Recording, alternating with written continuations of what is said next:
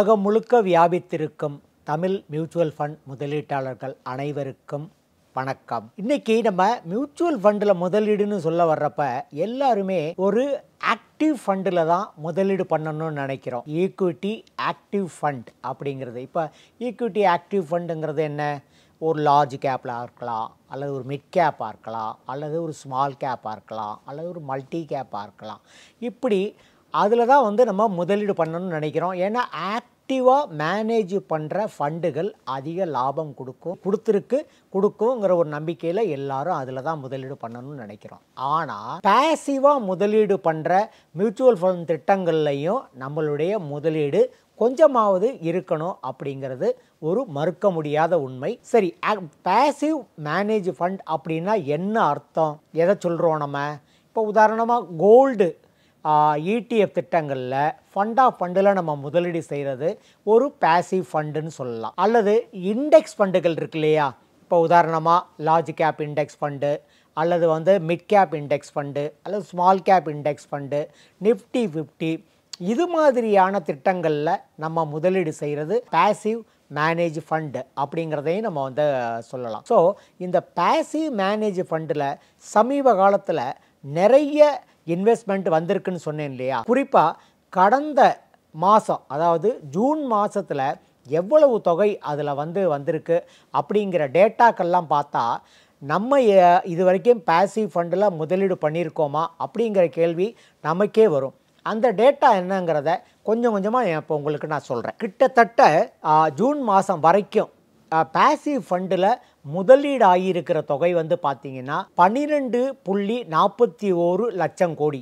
இந்தியாவில் மியூச்சுவல் ஃபண்டில் மொத்தம் 74 லட்சம் கோடி ரூபா முதலீடு ஆகிருக்கு அப்படிங்கிறது உங்களுக்கு தெரியும்.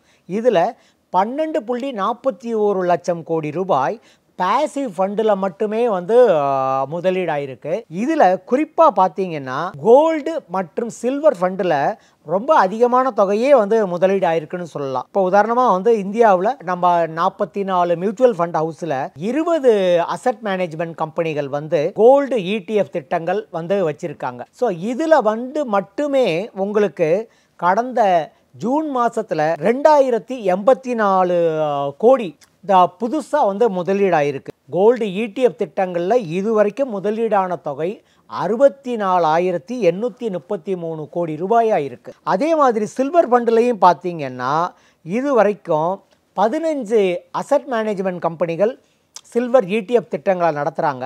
அதில் கடந்த ஜூன் மாதத்தில் மட்டும் 2004 கோடி ரூபாய் புதுசாக இன்வெஸ்ட் ஆகிருக்கு. அந்த கோல்டு ETF திட்டங்களில் இது வரைக்கும் 19,134 கோடி இன்வெஸ்ட் ஆகிருக்கு. ஸோ பேசிவ் ஃபண்டு எல்லாருமே விரும்புகிறாங்க. அந்த பேசிவ் ஃபண்டுலையும் கோல்டு மற்றும் சில்வர் திட்டங்களில் அதிகமான மக்கள் முதலீடு செஞ்சுக்கிட்டு இருக்காங்க. ஏன்னா கடந்த 6 மாதமாக பார்த்திங்கன்னா தங்கத்தின் விலையும் வெள்ளியினுடைய விலையும் மிக அதிகமாக ஏறிக்கிட்டு இருக்கிறதுனால அவங்களுக்கு இந்த திட்டங்களில் முதலீடு செய்கிறதன் மூலமாக அதிகமான லாபம் கிடைக்கும் அப்படிங்கிற ஒரு புரிதல் இருக்குது. அதனால் நிறைய பேர் இது பண்ணிக்கிட்டு இருக்காங்க. ஸோ உங்களுடைய முதலீட்டில் எவ்வளவு ஆக்டிவ் மேனேஜ்மெண்ட் ஃபண்டில் இருக்குது, எவ்வளவு பேசிவ் மேனேஜ்டு ஃபண்டு இருக்குது அப்படிங்கிறத பாருங்கள்.